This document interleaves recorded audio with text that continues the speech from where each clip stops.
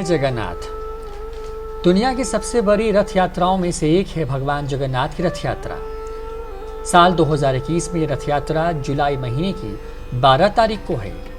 Corona काल में भगवान की रथ यात्रा होगी या नहीं, इस पर अभी भी संशय के बादल हैं। साल 2020 में बिना भक्तों के भगवान अपनी मौसी के घर गए थे।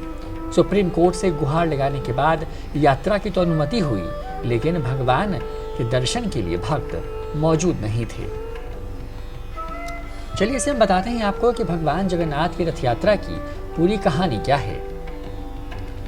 पुरी के भगवान जगन्नाथ, जो कि भगवान कृष्ण के अवतार कहे जाते हैं, या आप कह सकते हैं कि साक्षात कृष्ण ही जगन्नाथ है। 4 धामों में से एक है पुरी धाम, जिसे शंकर क्षेत्र भी कहा जाता है।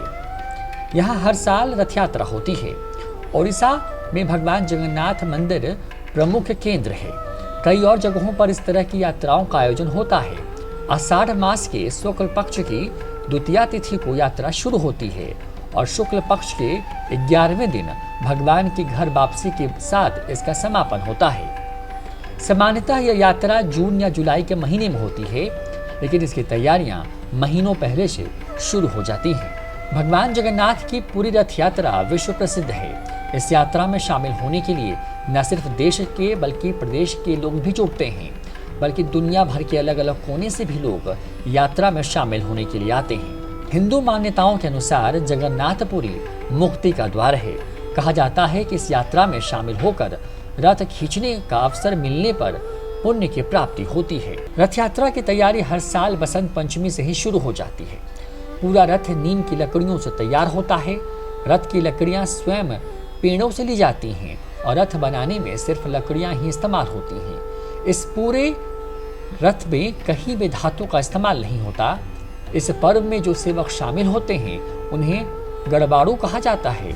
रथ यात्रा में भगवान जगन्नाथ, उनके भाई बलराम, जिन्हें प्यार से लोग बलभद्र कहते हैं, और उनकी बहन सुभद्रा तीनों अलग अलग रथों पर सवार होती हैं।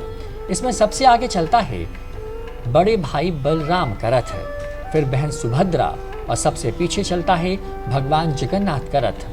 जगन्नाथ जी का रथ 16 पहियों से बनता है, जिसमें 332 लकड़ी के टुकड़े इस्तेमाल होते हैं। पीले और लाल रंग के इस रथ की ऊंचाई 45 फुट होती है। इस रथ पर हनुमान जी और नरसिंह भगवान का प्रतीक अंकित रहता है।